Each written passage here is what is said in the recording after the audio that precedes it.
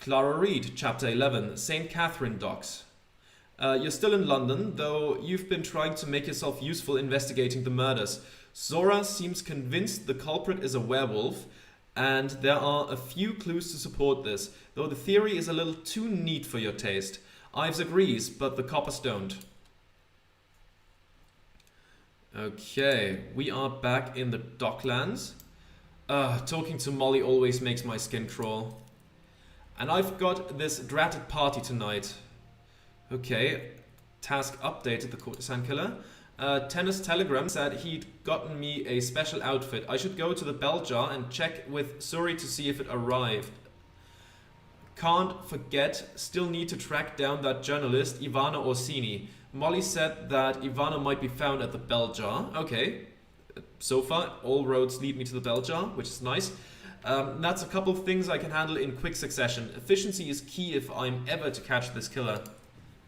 Okay, let's take a look. So what do we have? Hope of the Comanche. Iron Bear made an appointment with Arsenal Engines. With Arsenal Engines employee. Someone who may have a lead on the repeating rifle diagrams. Iron Bear said I should join the two of them, but what's wrong with my reading today? But I'll need to wait until later in the day. Is that later in the day now? Let's quickly check.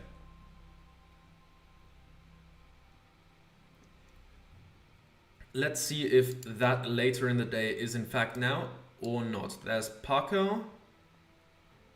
Jemmy, you're here. Iron Bear and Dante. Then you do have access to the Arsenal warehouse here at the wharf. Ah, my good man. I do, but that's not the point. Ah, Miss Clara, you always make the day a little bit brighter. Very kind of you, Dante. I'm sorry I interrupted, but now that I have, what are you two plotting? It sounds quite serious. Iron Bear shoots Dante a flinty look. Dante responds by throwing up his arms in mock exasperation. Alright, Iron Bear, this young lady's word carries a good deal of weight around here. Miss Clara, your friend is interested in a certain set of diagrams authored by Lord Braxton. They describe a prototype steam-powered repeating rifle, a very advanced firearm. I give Iron Bear a look of my own. He shrugs. There's a saying, I believe, never to put all of one's eggs in one basket. He makes a fair point. And you have access to these diagrams, Dante? As I was about to tell Iron Bear before your arrival, I do not. Nothing so valuable is stored at the Arsenal warehouse. Too much foot traffic, too many strangers. Lord Braxton is paranoid about that kind of thing, wisely as it turns out. Dante pauses for effect. He's truly relishing his role here. The repeating rifle plans are most likely to be found at Braxton Manor, and I believe Lord Braxton is hosting a party there in the near future. How fortuitous, given that I have been invited to the very same party. Dante, you don't mind throwing a wrench into Lord Braxton's plans, as the expression goes. How fortuitous.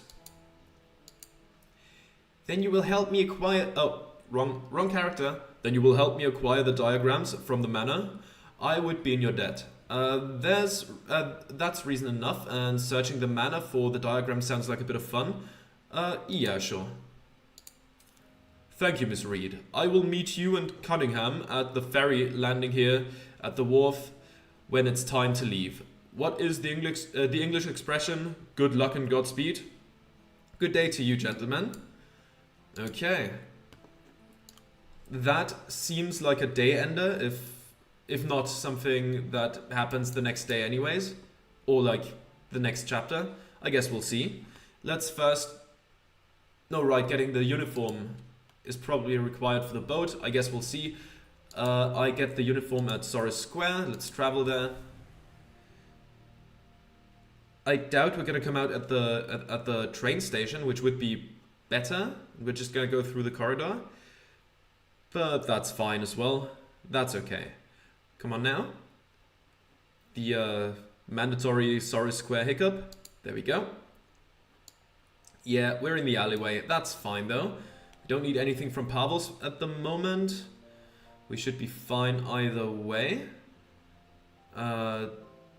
We've talked to Gavin Dawson way in the past. I don't think we have any need for more raw meat. That was just to make the dog happy. So I think all that is done. Don't really want to talk to the weird pet selling guy. I'm not a fan of his, to be honest. And let's go up the stairs into the bell jar. And also, just want to see the courtesan killer. Right, find Ivana at the bell jar. Meet Tanner at the wharf. Okay. That's fine then. That's all that quest then. And let's enter. See if we can find Ivana. And see what the clothes are like that we got from Lord Braxton. Okay, there's a sofa. We cannot sit down, I think. You're just some rando. You're just walking along. Ivana and Suri seem to be engaged in quite a spirited conversation. This might be the only chance I have to ask her about the authenticity of the courtesan killer's letter published in the London Journal. Ivana? My address is on the card. Whether it be peculiar or mundane, write to me about anything. I keep my sources anonymous. That is a promise. A clean flourish as she passes over her visiting card. It might be perceived as an innocuous hand gesture, meant only to invigorate the conversation. I may want to sleep on it first. Sleep with the card under your pillow if it helps. Drop by the office anytime you like. Oh, can I help you with anything, Clara? I didn't mean to interrupt. Perish the thought, Miss Reed. I'm sure your good concierge here agrees that I've distracted her enough. I suppose there are a few telegrams that I need to transcribe. By the way, thank you for marking that window for me the other day. Dr. Wainwright proved highly cooperative when I cornered him. Should have seen the look on his face. I guess the interview went rather swimmingly. Let's chat first. I should ease into things a bit, soften her up. What brings you to the Bell Jar Hotel? Apart from the exceptional customer service, logs. Logs? Flipping through pages and pages of guestbook logs, which can be terribly dull, but one can glean a thing or two. Miss Cecilia Alder. She motions to the quilt pen and the guest book at the counter, where I've practiced the signature of my pseudonym during my stay. I do appreciate you adhering to the botanical theme per your surname. Ivana, were you keeping tabs on me? If you figured it out, then I'd best change it. You have no right to keep tabs on my whereabouts. Let's go with tact, I suppose? Not in so many words. I was searching for a particular alias, and I stumbled upon yours. I'm not sure how I feel about this. Clara, I swear on my life this discovery is merely incidental, and I shan't tell a soul. What was the name of the alias you were searching for? Sorry, you know I can't risk the identity of my sources. It would be just my luck that you're a deft hand at deciphering aliases as well. Let's keep chatting a bit. This is going well. She must be a fan of small talk. I'm beginning to form an idea of how you acquire your sources. Concierges, washerwomen, and florists are the oracles of Delphi in our modern age. Getting on their good side ensures I'll know all the local scuttlebutt for years to come. Let's ask about the courtesan killer then. No need to waste more time with any pleasantries. I read your latest article on the courtesan killer case, and I have some questions. Oh, please do tell. You did take the letter to the police, yes? Why would the killer send your newspaper the letter? Seems strange that a letter was published the night after another slaying. Did you take the letter to the police? Let's ask about that first. Of course I did. After publishing, given the killer's threats. Ivana fiddles awkwardly with her signet ring. Those fluid movements she displayed with Suri are nowhere to be seen. I can hardly blame her for being afraid. The police were grateful, naturally, as analyzing it will help them build their case. This could be vital in catching the culprit. Why would the killer send your newspaper the letter? I can understand why the killer, being proud of his dirty work, would send the letter to the press, but you mean why the London Journal? Well, we have a reputation for journalistic excellence. Or a reputation for scandal and glorification of violent crimes. As to why it was penned in the first place, it's about control. The killer controls his victims' lives, and with the letter controls how the police will chase him, as well as the narrative overall. Him? Then you must have someone pegged for it. Oh yes, and I don't mind saying so. The letter said I'm a proper beast and shan't ever be caged, so I thought to myself, but of course it's a werewolf. Oh dear, that's quite an assumption to make. One of my many contacts is a man called Mr. Sykes. He's a Lycan, mind you, and he became rather agitated when I showed him the letter. You think he wrote it? I am not sure, but I suspect Sykes for a number of reasons, not all of which I can share. Not until I've put together the rest of my story, one that everyone will be reading when they do arrest this fellow. Seems strange that the letter was published the night after another slaying. Particularly when the letter itself indicates a lack of excitement recently. Truthfully, I did receive the letter sometime before the publishing last evening. I was hesitant to publish it at all, as you might have guessed. Why publish it now then? There was no particular reason, I'm afraid. I just decided it was worth the risk. Ivana looks uncharacteristically conflicted. If I'd known another victim would arise on the same day as the printing, I would have waited, or perhaps withheld it entirely. You have my word on that. Don't you worry that the letter could incite fear more than anything, especially after Ariana's death? Of course she's worried, but she also knew it would result in the London Journal flying off the shelves. Well, it's a warning. The people need to be informed, but the city has been consumed with paranoia about this. Not everyone reads the news, Clara. I'm not sure I would use the word consumed. You would certainly profit if people were consumed by it. Alright, the choice to publish wasn't tasteful, I admit, but when Sykes is captured, everyone will breathe such a great sigh of relief. It won't matter whatever shock tactics you think I might have used. Ivana seems quite set on Sykes being the killer. Our writing reflects the way we speak. From what I've seen of his speech patterns, I'm not overly convinced that Sykes wrote the letter. The more I investigate, the more I'm certain Sykes is not involved, particularly when it comes to the letter. Why is that? She gives me a queer look. I'd better be sure about this. 81, come on, we need a 3. That's a 14. Bit overkill, but I'll take it. Sykes is not a good match for the cadence of the letter. The patterns and grammar are off. You said you copied down the letter exactly? What's wrong with the grammar? There isn't anything wrong with it per se. After Beatrix, there's little Sykes enjoys more at the Rose than talking about himself. I could probably pen his biography.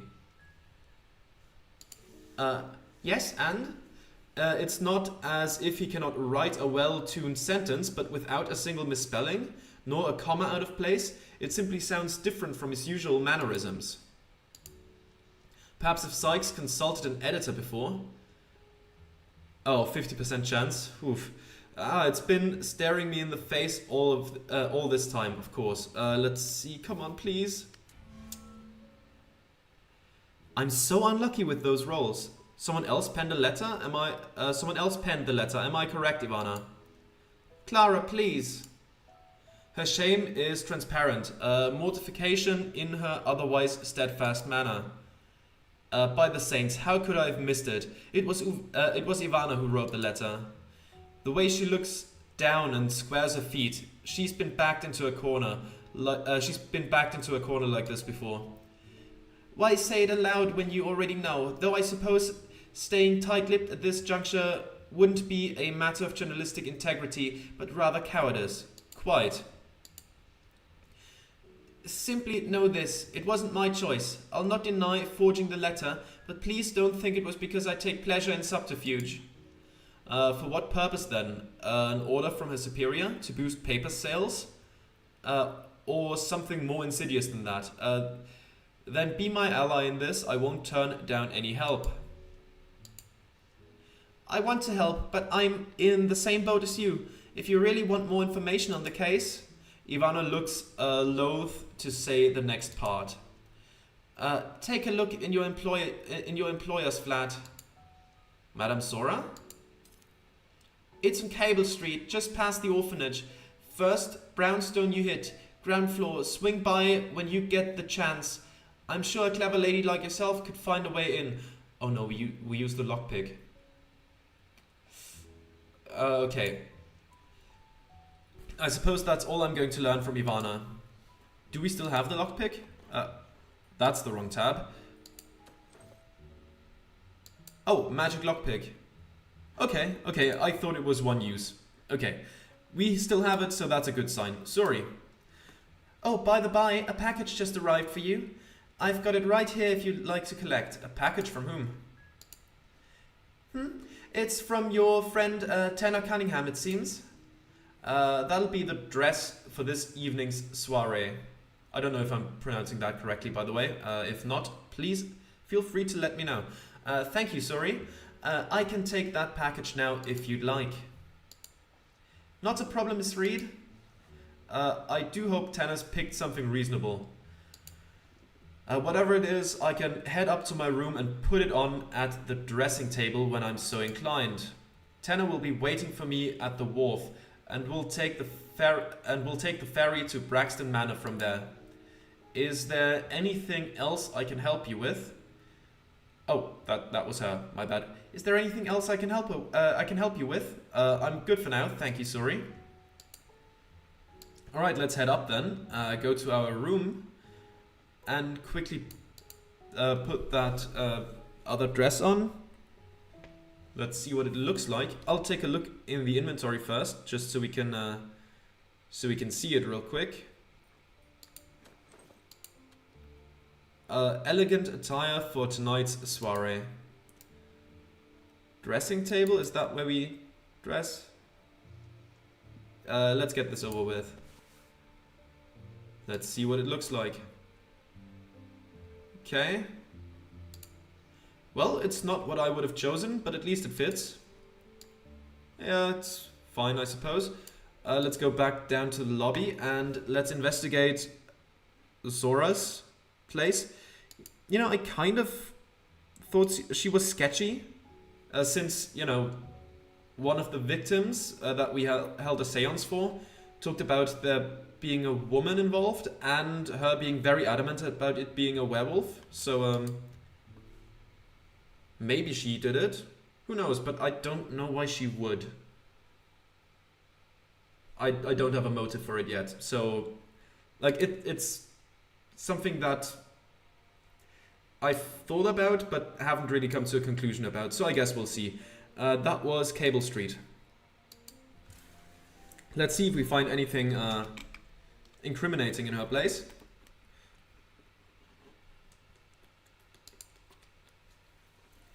Alright. In some brownstone in this place. Luckily, the street is relatively narrow. We can see everything. And as I'm already holding down the button, it will show up anyways. Upper window. That's a bit of a climb to the upper window of Zora's flat, though I think I'm up for it. 94, okay, we'll see. I'm not twisting my ankle just for that. Besides, I wouldn't want to be pegged as a peeping Tom. The door? This is the address I was looking for. Zora's flat, locked of course. Let's use the magic lockpick. Worked like a charm, I suppose. Miss Kameni's lockpick lives up to its reputation. Let's enter.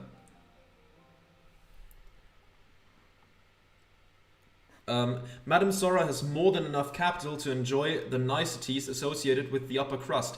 Yet you wouldn't know this from a glance at her flat, which is the opposite of cozy. The furnishing and fixtures of her modest 3 rooms are a cut above the average tenement, but not lavish per se.